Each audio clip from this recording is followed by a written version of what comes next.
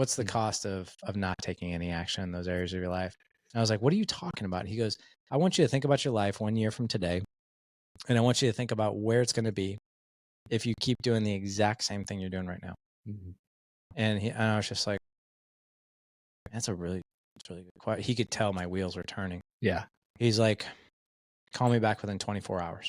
And I'm like, and I looked at the clock. We got off the phone. I think it was like right at like 10 a.m. I called him back at 11 minutes after 10. And I said, I'm in.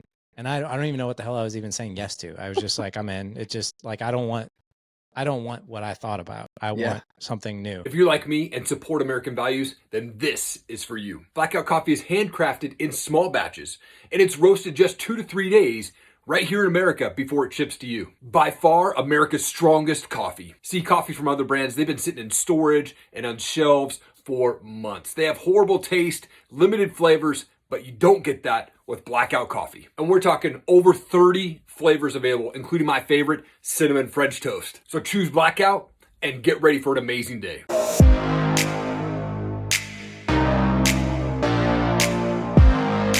Larry, you're a husband, you're a father, you're the CEO of the Dad Edge, you're the founder of the Dad Edge Alliance, and so much more, man. Thank you for your time, dude. I appreciate it. Hey, man, thanks for having me on. I appreciate this. I like your background too, by the way.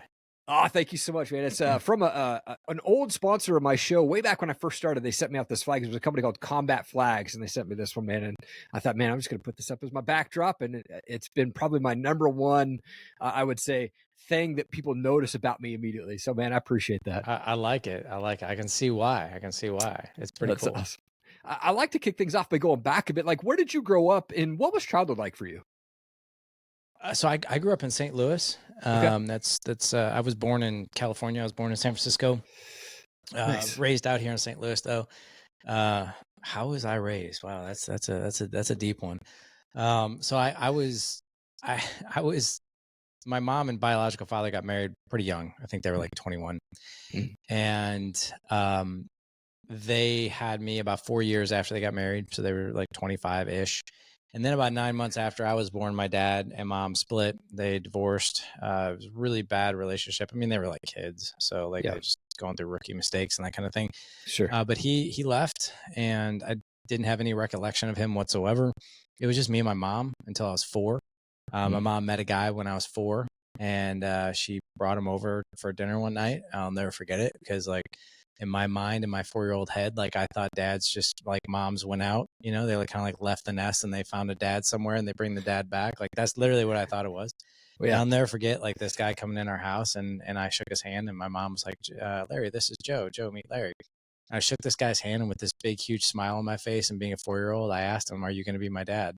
Because I thought my mom had done it. Like, and I think my mom kind of like took that as like a Jerry Maguire sign, when Renee Zellweger sees, the little kid like hug him, and she's like, oh my God, like I need to marry this guy. And I think that was kind of like what she did. And she married him, and he completed our family. And I thought it was awesome at first. And then realized really, really quickly that I look back on it now, I don't think my mom ever truly loved him. I think she more like loved the idea of us being a complete family. And I think that kind of bit both of them in the rear a little bit. And then the marriage just got, progressively worse year after year. They just fought all the time. And after about 10, he left, and my mom continued to date, get remarried. My mom was remarried a total of 3 times. And every guy was kind of the same guy, like partier and drinker and that kind of thing. Every guy she dated, same guy, same thing. And then, my childhood was just sort of like, it was just this revolving door of kind of toxic male father figures, really.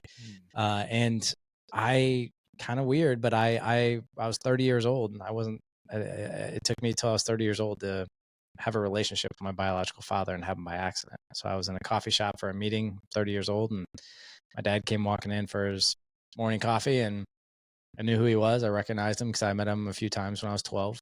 And he hadn't changed much. And it's been 18 years. We now have a relationship. So, and we've had one for 18 years, but really crazy childhood. The reason I do what I do is because I just want to learn. And I've got 4 boys, 17, 16, 10, and 7. Been married now 20 years this year. Actually, it'll be 21 years this year. It was 20 last year. But it's been a ride, man. And I can't say that I've loved every bit of it, but the parts that I didn't love, I now love because I've learned a lot from them. But it's been a journey for sure. Man, the similarities in your story as a childhood, I was a little bit older. I think my parents got divorced when I was 11, but very, very similar stories, man. Where my mom had the rotating door, I would say, of men, but very on the physical abusive side. And I actually had to fight my mom's boyfriend when I was 13 years old. No way. And, I mean, crazy. And it set me off a trajectory of the next 10 years of my life, just battling drugs, addictions, and really not feeling like I was worthy of anything, man. And I'm on this, I'm 18 years sober now, but man, just crazy journey of that childhood after my parents got divorced, man. It was nutty for a while, for sure. Wow. That's pretty crazy, huh? Yeah, man. And when I had kids, it was like this eye-opening moment for me of like, all right, now I've got to change into this protective mode. And I don't want my kids to have that same life as I did. Like, you first became a dad, I think 2006 or so. I think you said your son was 17. There's no manual for raising kids. And we know that. Like, what was the biggest struggle for you as a new dad? And what skills did you have to learn to overcome that struggle? It was, to be honest, it was exactly that. It was that I didn't have the skills.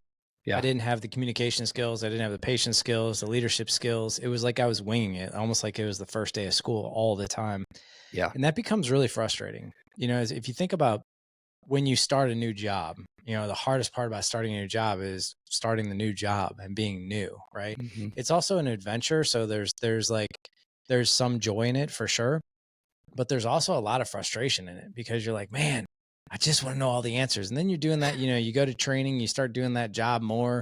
And then suddenly like the answers like start to come and your journey becomes less frustrating. In fact, people who are like really into their jobs and their roles and they've been doing it for like a couple decades or whatever it is, right? I mean, like it becomes like, man, I just love it. Most of the time it's like, I just love this job. Well, the reason we love the job so much is because we know it so well and we can probably do it so well that it takes like very little brain power to know what to do, when to do it, what to say, when to say it, how to do whatever, right? We know all the systems and all the tricks and everything.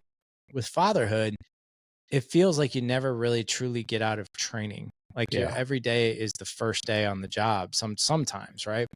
And, I think that's unfortunate. I think that's a miss. And I think we tack that up as men. Most of us will be like, well, it's fatherhood. I'm supposed to like just figure it out as I go, or I'm supposed to like wing it. Right. But that's a very frustrating journey from time to time. What would it be? The reason I started Dad Edge was because like, what if I actually was able to learn the skills of being a better communicator within my marriage? What if I was able to learn how to create more intimacy with my wife? What if I was able to learn skills to be a more patient and resilient and responsive dad versus the one that reacts? Because quite frankly, having more patience with your kids is literally just being more resilient. It's just packaged up and marketed just a little difference into like patience versus resilience or response versus reacting. But the good news is you can learn those things just like you can learn a skill on a job.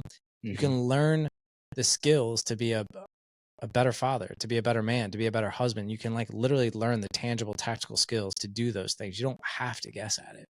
Right.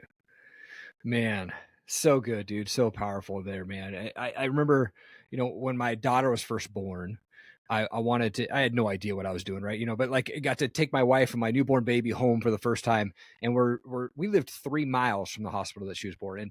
Oh, wow. There you go. That drive home though was the scariest drive I've ever been in. Like I was 100%. I'm driving with this new baby in the back seat and I'm coming to an intersection that has a free right turn. And this dude jumps the curb and almost hits my car. I'm like, this is crazy.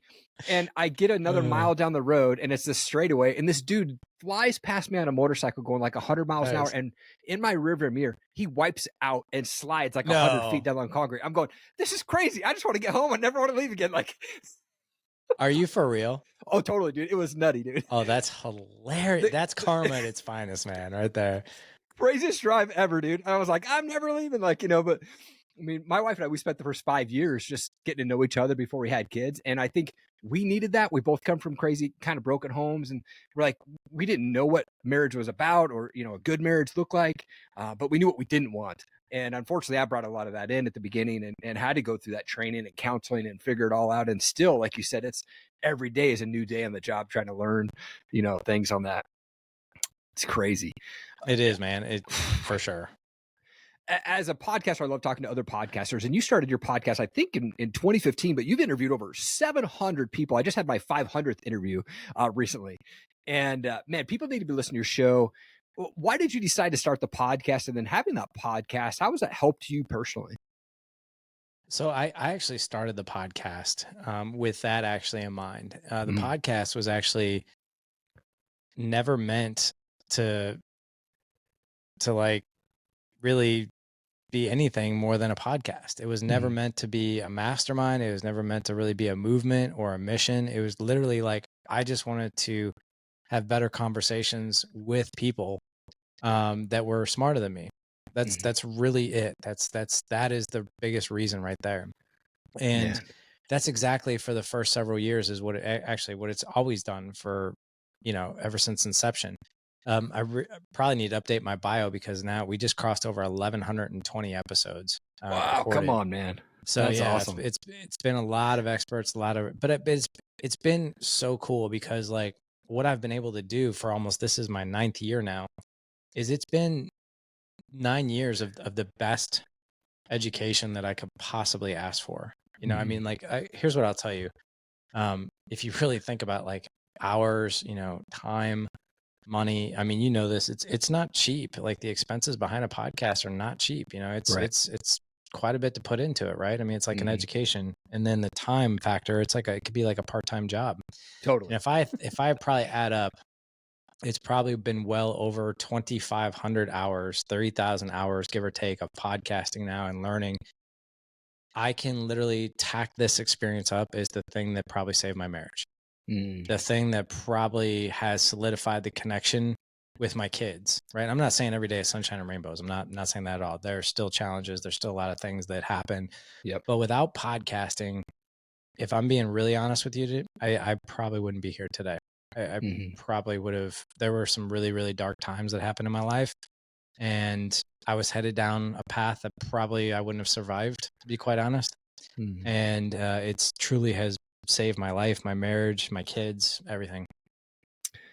It's so powerful, man. I think some of my best friends today are guys that I've had on my podcast over the years, and the impact that they've made on my life just in a short conversation and then turned into many more conversations. And I think podcasting, there's a lot of great relationships and networking and stuff that comes out of that. But for me, I look at it as a legacy thing, man. Like I wish I could go back 3-4 generations deep and hear my great grandfather's voice and hear his story from him.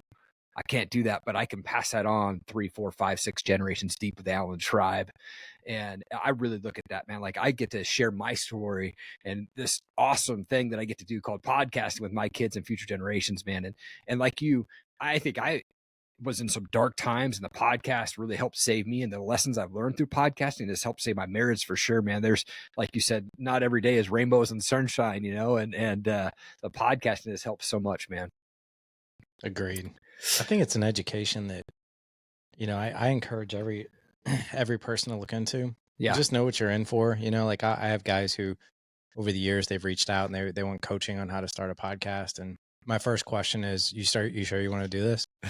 Because a lot of them are just like, well, I just buy my mic and start talking. I'm like, there's a lot more that goes into this than what you think. And I always tell these guys, I'm like, if you're willing to give your podcast a year, then I'll coach you on how to build it and what to do, what not to do, the everything, but if you're like, I think I'll give it a try. Let's not waste each other's time. Let's really think about this. Cause if it's something, because most people go through, I think there's a new term out there, or maybe it's not a new term, but I just heard it not too long ago, which is pod burn. Yeah. Which you just get burnt out on doing on the podcast, which, people get really caught up in the numbers and whether or not their audience is growing. And maybe that was one of the reasons, like, I've been able to sustain it for so long because like if I was focused on the numbers, I would have given it up within the first year because it really wasn't hitting anywhere. It wasn't until probably 18 months that's when like really it started taking off. But it took like a year and a half, like, week in, week out, never missing a show, just hoping that at some point, it would take off. And finally it did.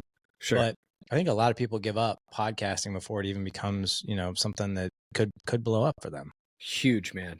That's so important. And I never looked at the numbers for the first 5 years that I was doing podcasting, man. I was just like, smart idea. I just want to do podcasting because I love podcasts. I love talking with people, man. Huge, man. Hey, this is a quick shout out from one of our awesome sponsors. Check this out. Thank you to Tracy down at Tranquil Turtle Massage in downtown Coeur d'Alene. Look, my wife and I, we see Tracy and her team every single month for couples massage, and it is the best thing. Tracy is a master massage specialist and a Hanu Ashiatsu trainer. You need to reach out to Tracy and her team. Make sure that you tell them that I sent you, and you'll get $25 off your next massage. Also, while you're there, check out CDA Brows, Body, and Ink. Make sure to tell Tracy that I sent you, and you'll save $100 on your next tattoo brows and plasma tightening services. I want to get into the Dad Edge Alliance, though, and the Dad Edge Boardroom. You have these two sort of things on your website. Like, what are these? And can you deep dive into kind of like Sure. the unique aspect between the two? Like, what makes your program stand out to other like dad programs that are out there?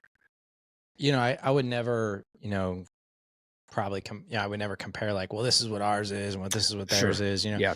I got to be honest, man. There's there needs to be more guys doing stuff like this. I'll never forget. I don't know if you've ever had John Broman on your show. He's the founder of Front Row Dads. Okay. But he's a good friend, always has been. I had him on my show back in 2015 when I first started, and then 2016 he asked me to come out to his he was hosting an event, which his thing was the Front Row. He runs a nonprofit that helps terminal children, basically like kind of like a Make-A-Wish thing. Yeah. Where they get to have an experience, you know, Wow. in their last year of life. And then all of a sudden he ran a retreat called the Front Row Dads. I'm like, what's this all about? And he invited me out to be a speaker. And then he pulls me aside at this event and he's like, hey man, hey. And he looked really concerned. He's like, I really need to talk to you about this. And I'm like, what do you need to talk about? He's like, you know, I got this retreat, you know, I'm doing this for a reason. And, you know, I'm really going to move forward into this whole dad space. You know, you and I are friends and I don't want us to be competitors. And like, I just like smiled at him. I just had this big smile on my face and he just kept talking and he's like, why are you smiling? And I'm like, I'm smiling because I'm not offended at all. I don't look at you as a competitor. I was like, John, I was like, how many billions of dads are walking the planet? Like, I can't serve them all. You can't serve them all. We actually need 100,000 John Romans is what we need. That's what the world needs. Like the mission of the Dad Edge is to change the world one family at a time, one man at a time, that he can go create the marriage that he wants. He can go create that connection with his kids that he wants. He can be on it. It sounds morbid. It's not. He can be on his deathbed knowing I left zero on the table, nothing. Like there's a few regrets, sure, but they're minimal, right? Compared to what it could have been.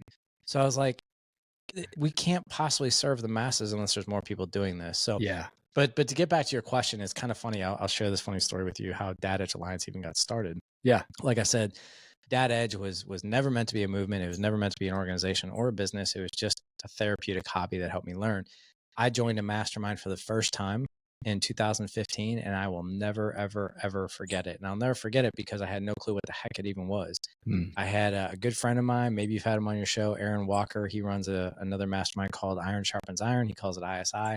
Okay. Aaron's in his 60s now, and he's from Nashville. And he when you talk to him, you can't help but smile because he's like, "Hey, man, Larry, it's so good to see you, man." So anyway, like he invited me to join his master. You need to join my mastermind. It's ISI, Larry. Iron sharpens iron. We'll help you, man, with your marriage, with your kids, your business. Like, and I'm like, what are you even talking about? Like, what is this mastermind?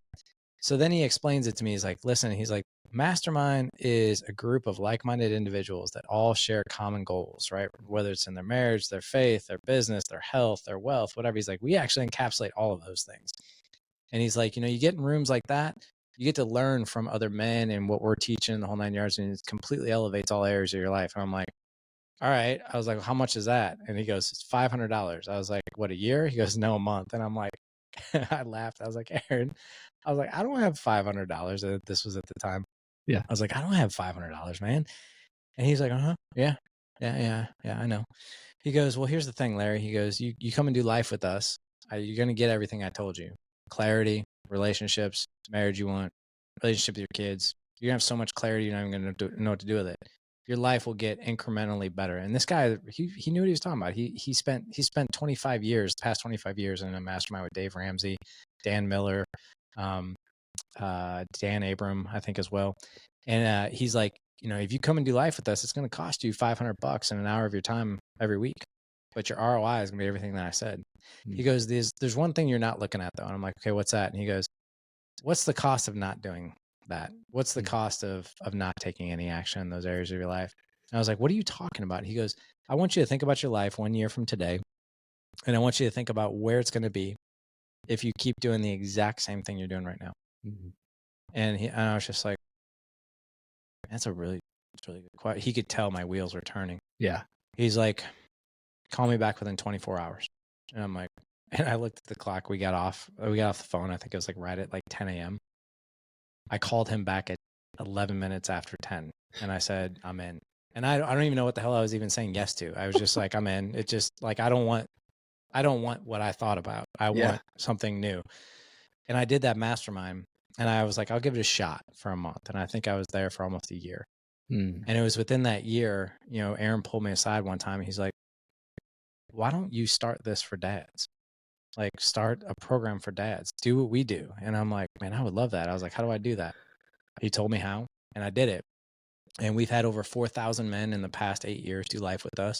Wow. And man, it's been amazing. Like, we've had so many, like, it's countless success stories. Guys will come in. So you ask what it is. It's a mastermind for dads, husbands, and fathers. Or dads, husbands, and fathers, men, husbands, and fathers.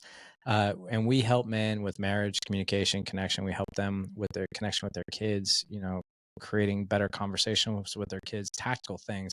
We help them in their health, with their wealth, with their mindset, leadership. Those are the areas we help men with. And man, over the years, I can't even count how many success stories we've had. I mean, I'm talking like some guys come in, they're telling me about their marriage, and I'm like, I sit there and scratch my head, be like, I don't know, man. I was like, you come in and learn. I was like, I hope this helps you, but like this, like in the back of my mind, I'm like, this sounds like absolutely like there's no way. And guys will turn it around, and I'm like, holy crap. So that's what we help men with. We help men on the daily. We have, 45 call teams that meet every week. And about 750 men that do life with us on the daily. Come on, man. Yeah. That is huge, dude. Legacy is huge for me. And for you, I believe it is as well. Like, let's fast forward 50 years. You know, what's that legacy that you want your sons to be able to say about you? 50 years, man. I guess my 17-year-old will be 67. He'll be a grandpa. That's almost hard to think about. Some of the things, I'll be really honest. I'm always like very pleasantly surprised, because like how I started with marriage and how I started with fatherhood, I shouldn't be. I'm I'm undeservingly blessed, and I definitely believe in second, third, fourth, maybe even 19 chances at this point. Yeah, maybe more. 7 times 77. 7 is sometimes every day. But here's what I'll tell you. Now that I have older boys, I have a 17-year-old and a 16-year-old. I'm already starting to see that. And what I mean by that, I have kids, I have young men that somehow, some way still want to be at home. And their favorite place to be is under our own roof. And like last night, like, I hope my son's, my 15-year-old or 16-year-old's girlfriend doesn't listen to the show, because my son was supposed to go over to her house last night for dinner, and he stayed with us. He's like, I don't know if I want to go over there tonight. And I was like, why? He's like, I don't know. He's like, I like it here. And I was like, I would have never said that at 16 years old. I'd be like, I'm gonna go hang out with my girlfriend. Yeah. Right. That's it. But like, we're starting to see, you know, not starting, like all the kids' friends gravitate towards our home, which I love that. Like, I had 10, 16, 15, and 16-year-old boys spend the night at my house because they were celebrating my 16-year-old's birthday. And I'm like, and all of them come here. My 17-year-old is the same way. Like, I see a lot of our core values that operate within those young men. Like, I see my 2 boys, like, they'll completely and totally cut ties and friendships with their friends that do drugs, which I can't even believe that, you know. And they're just like, yeah, I don't tolerate that, you know. Or like, yeah, my 16-year-old went to the gym on Christmas. And I'm like, why are you going to the gym on Christmas?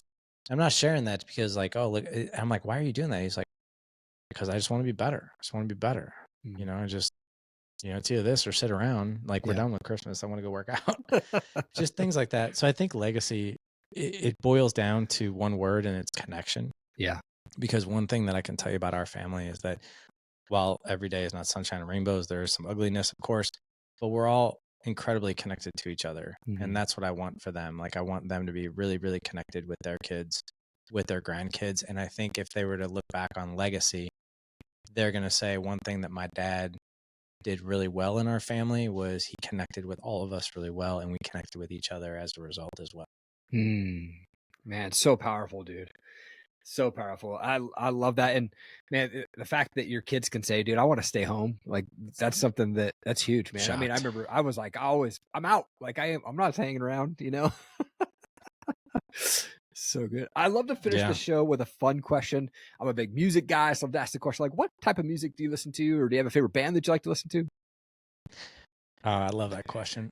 It totally depends on what I'm doing. Okay. So like, if I'm working, you'll find me listen to like some, like I've really been like, going on YouTube, and they've got like these great things, like 3 hours of like flow state music, which is just sort of like this great work vibe music. Yep. So if I'm cranking out like some content or doing something where I need to be like in that, I'll be listening to that.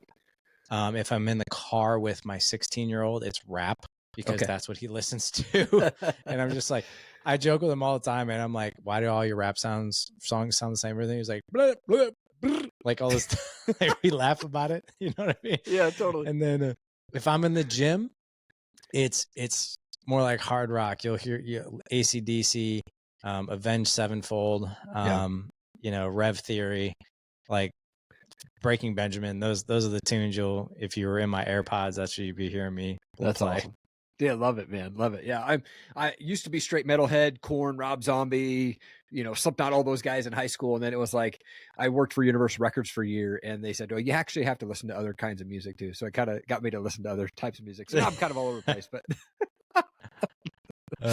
back in the party days, man. Yeah, you can, was it dig through the ditches and burn through the witches and scram in the back of my, I don't know what he says. Totally. Yeah, that was my jam too growing up. Yeah, it was all about going to concerts. I think I've probably been to about 175 plus concerts over my lifetime, man. And it was just I lived the rock star lifestyle for a long time. I don't know how to play anything, but especially working for Universal, I was there and backstage and, you know, 2 to 3 concerts a week. And it was pretty wild, man. And I look back and I'm like, those are fun days, but I would never want to continue that for sure. Like there was specifically a moment when I was in my early 20s. I was 22 and I was working for the record label, and I was at a show, and there was another gal that was in her early 30s that obviously, like, for me at that point, I'm like, oh, she's way older now, but like I'm at 44 now. But I'm like, at that point, I was like, dude, I don't want to be her age and still doing this 5 nights a week. And I just remember that moment so clearly. That was like the first kind of process where I'm like, okay, I got to start making some changes. Oh man, that's so funny, man. Dude, Larry, this is such a great conversation, man. You're an absolute world changer. I love what you're doing with the Dad Edge, man. And your story is unbelievable, man. You are impacting so many men out there, man. Thank you for taking the time and joining the show today. Oh, thanks for having me, man. You're doing good work. You really are. So thank you for having me. Thank you so much for checking out the show today. I really appreciate it. I hope that my guest was able to bring you some amazing wisdom and knowledge to help you continue to fight for your goals, your dreams, and your purpose. If you could do me one big favor and just hit that subscribe button, I would so appreciate it. Thank you so much for your time. Keep changing the world. I believe in you. Have an amazing day.